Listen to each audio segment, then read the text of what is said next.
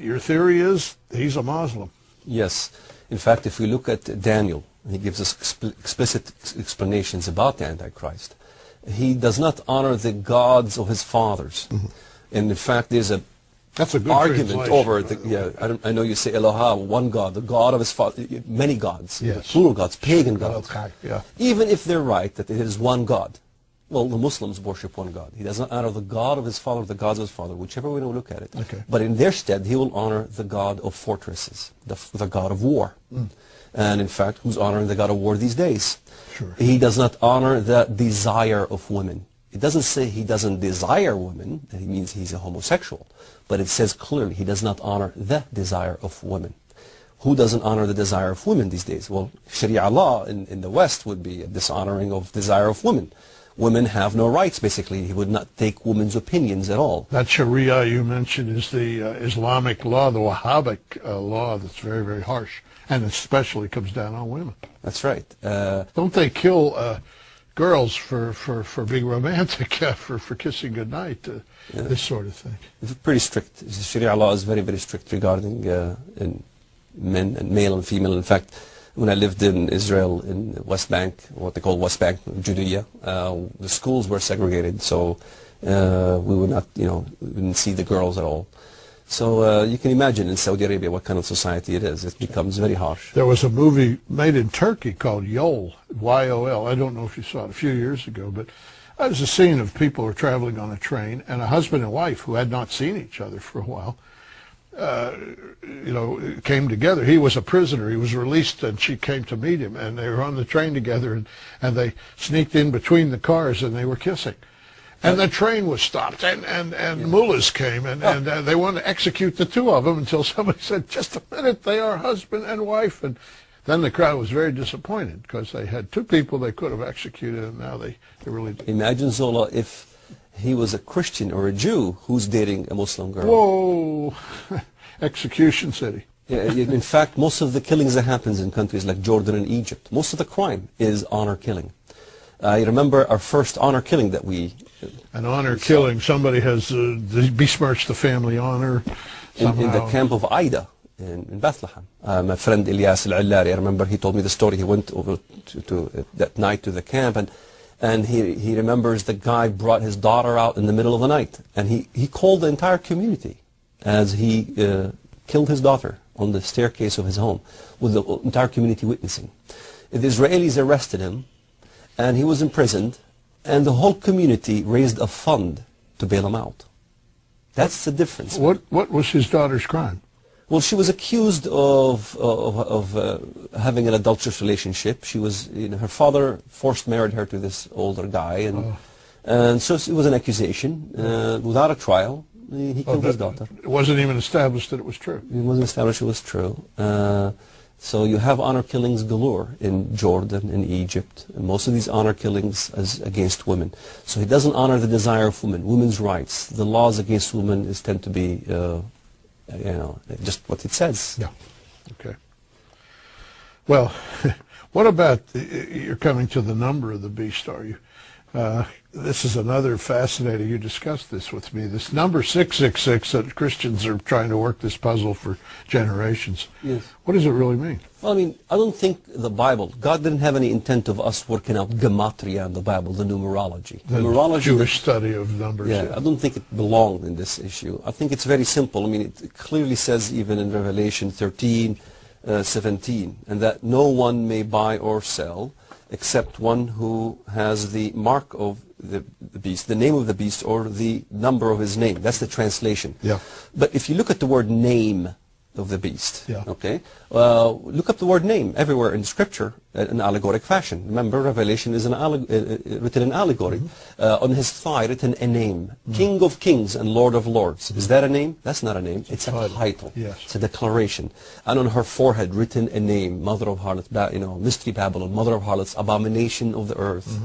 His name shall be called Emmanuel, which means God with us. His name is not Emmanuel, it is a title. Yeah. So it's a declaration of faith. It's a mark on the right hand, dextrios in the Greek, could be the right shoulder or on the forehead. It is a title of a declaration of servitude. That's what in Roman times it was. Your declaration to your master. So you could say that a title, I declare no God but Allah, and Muhammad was the one who was sent by Allah, which is the decree to become a Muslim. That could be a declaration as well. So it is not a name of a person, it is a declaration. It is a blasphemous declaration in Christian theology. And if you recall, in the New Testament it says, who is a liar? He who denies that Christ came in the flesh. He is Antichrist that denies the Father and the Son. Okay, now the next verse, Revelation 13:18 says, here is wisdom. Let him that hath understanding count the number of the beast, for it is the number of a man, and his number is 666. Well, we have to understand, Zola, that what we're looking at is a translation into the English. Going to the original Greek, going to the ancient manuscripts, you would find out that the number 666 does not exist at all. Let him who is with wisdom figure out the arithmos, multitude of the beast. Also could mean multitude of a people, multitude of the empire. For it is a multitude of one man. And his multitude is in the symbol that I see in the ancient text. And what they thought was Greek symbols, if I may write them down. And it looks something like this. This is what John saw. This is what he wrote. And everybody knows, if you read Arabic, that this is Bismillah. The Allah was written a little bit lower, and with the two symbols of the swords. If you look at the flag of Saudi Arabia even, you see the symbol of the swords. The cross swords. The cross swords is the symbol of Islam. This would be a symbol. And Bismillah, in the name of Allah. This is what I saw when I first saw the text. I read it in Arabic. You can take the text to any Arabic-speaking person, and they can read it for you, and it's clear, Bismillah. This was written on all the ancient Islamic coins. This was in every opening of every letter. This is before you kill a chicken, you say Bismillah. So this symbol was the Islamic symbol from the beginning. What is the exact translation of Bismillah? In the name of Allah. Oh, that's all. It's not 666. It's not 666. Well, that should put a lot of people to relaxing. They're still fooling with Jewish stars and trying to figure out. Yeah, because they thought that this looks like a Greek letter. So they took the equivalent of that Greek letter, and they said, okay, it equals 600. It equals, as a matter of fact, some texts show 616. It's not even 660. So we're getting into the numerology. No, Gorbachev is not the Antichrist. It's not a name as we think. I think we need to be simple and logical. It has been given to shepherds and to farmers to understand it. Oh, yes. And it's rather like the name Jesus, J-E-S-U-S, which was not his name. His name was Yeshua. That's right. But when it's written down in the Greek lettering, it looks to English-reading people like something like J-E-S-U-S. That's nonsense. If he walked down the street and you called out that name, he wouldn't turn around. But we've come to, gosh, we even sing a hymn, Jesus, Jesus, there's something about that name. Well, there is. Nobody was ever named that.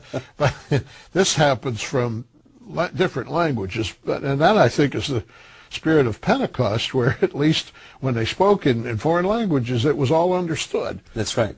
Yeah. The Arabs, somebody understood Arabic. Oh, sure. There were people from Libya there, it says, and from all over the empire. That's right. Yes. That's right. And, we know that the Antichrist comes from the Seleucid dynasty, Zola. Okay. And if you look at the Seleucid dynasty, all the way from, it covered Turkey. It went all the way to Turkmenistan, all these areas, all these, the CIS. These states that thawed out with the Soviet Union. Down to Syria, down to Lebanon. So if he comes from that region, all this region is Muslim today. We know all these things are Muslim. So he must be coming as a Muslim. In fact, it says that when he comes to Egypt, the Egyptians will follow him in submission. Islam means submission. He plucks out Egypt, Libya, and Sudan. Kush, Phut, and Libya will follow in his footsteps. These are the three roots that are plucked from, the three horns that are plucked from the root, if you will. Now, in Daniel 11, it says that the king of the south and the king of the north war with the Antichrist. How do you construct that in what you just said? Because if you look at the text, the king of the north is the Antichrist. The king of the north would war against him, the king of the south. And I think it's a misunderstanding on how we read it. I can go over the text and some other show and show that the king of the north is the Antichrist. He is